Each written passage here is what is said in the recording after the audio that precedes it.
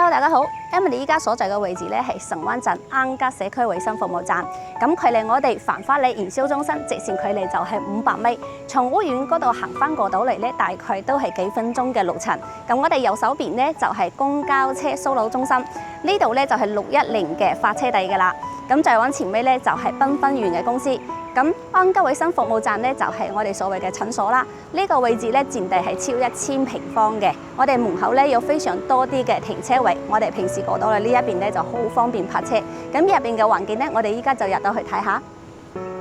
我哋依家企嗰個位置咧，呢幅平面圖就可以睇得到。依家我哋企喺候診大廳呢一度嚇，咁一路入到去咧，其實佢嘅呢一啲空間每一幅咧都係比較齊全啲嘅，從收嘅引導培育式啦，再到咗全科、女科，即係每一個科室嘅門診。其實呢入邊咧最有呢一個睇點嘅，我覺得係呢個中醫。中醫呢一度咧係一個非常之大嘅板塊，入邊咧係有針灸啦，有一啲其他啲即係中醫方面嘅理療。咁如果平時因為廣東呢一邊咧濕係比較重啲嘅，我哋咧就可以喺呢一度配一啲藥，咁就係依家嘅中藥咧唔使翻去自己煲嘅啦，依家係喺呢度咧係中成藥煲好，攞翻去咧直接就係攞嚟熱咗之後就可以飲嘅，所以喺呢邊咧做一個中醫調理咧就比較方便啲，而且呢一邊嘅醫師咧都係皮套比較齊全，係做咗我哋嘅每一個診所嘅呢一種標準配置，咁入邊咧就係我哋啱先睇到分佈圖上邊嘅呢個環境㗎啦。咁無論係我哋嘅香港業主或者係大陸業主，依家都可以全面覆蓋到我哋政府享受嘅醫保政策。